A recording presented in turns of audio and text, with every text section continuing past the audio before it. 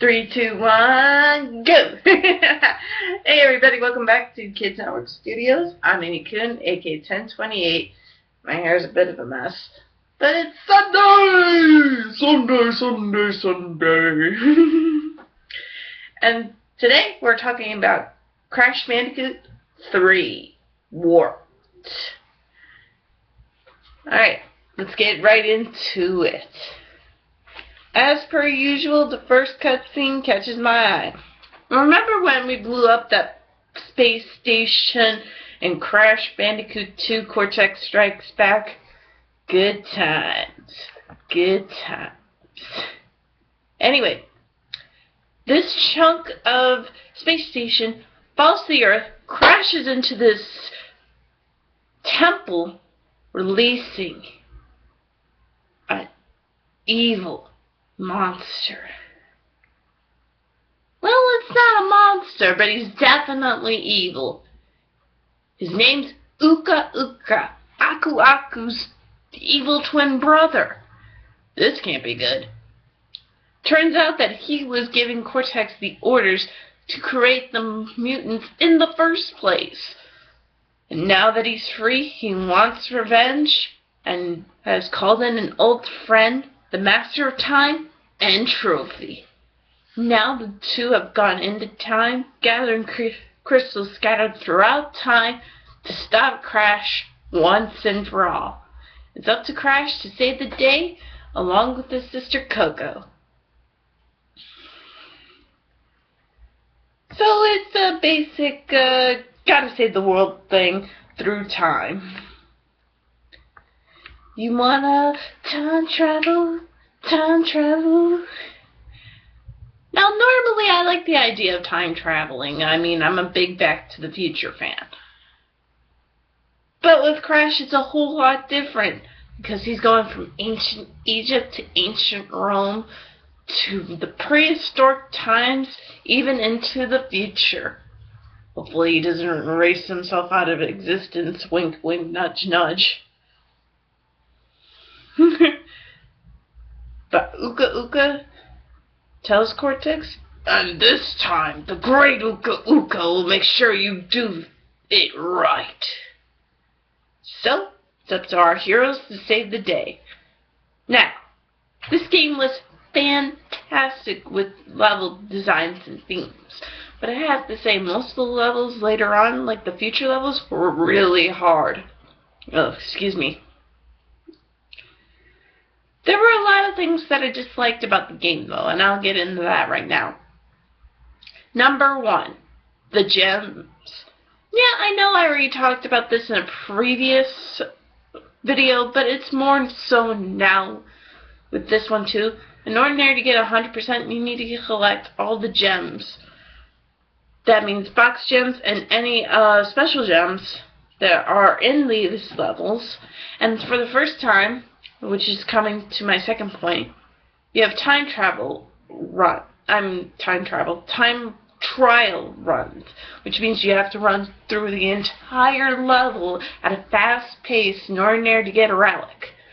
This is what I hated too, because in all honesty, there is like no cheats until the end of the game to get the relic. So even if you're good at running, and sometimes you just get this close to getting a relic, you might not get that gold or platinum relic until you get the cheats. Kind of sucks. Number 3. Personally, number 3 for me, besides the gems and the relics, which I really hated, were the secret levels that you had to do something special in order to access them to. Sounds a little familiar since we've done that before, but it's still like, you have to do what now? But these are a little bit easier. I mean, you don't have to backtrack or anything. You have to have a certain amount of gems, but there was one level that you had to make sure that you get. The one in, I think it was Road Crash, that you had to run into this sign and you would be transported into hot cocoa. I can't fully remember. But in either event, it was pretty hard. And it took me a while to actually get the 105%. I mean, it took me a while. Because it was hard.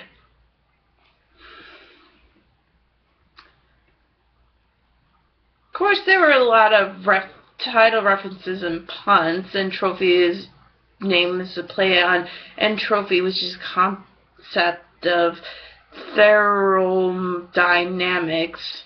I'm reading this off the Crash Bandicoot wiki, if anyone wants to know. Engine Sam is obviously a play off engine. Road crash is a pun off of road rash, which skin abrasions are caused by sliding on pavement after a motorcycle accident. Hot cocoa, obviously a pun of hot cocoa. Gee whiz, pun of gee whiz. Doubleheader is actually a pun on doubleheader, a term in baseball to describe two games played by the same teams on the same day. But it's also a reference to the two-headed giants in the medieval levels. Yeah, those guys were freaking huge. I mean, you had to jump on them.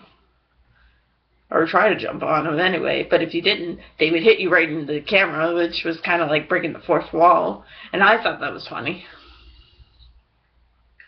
Flaming Passion, obviously, we don't have to go into that. Gone Tomorrow's a pun on the term here today, gone tomorrow. Obviously, we're not going to get into all of these, but the one I really liked the most was, let's see here, Tell No Tales.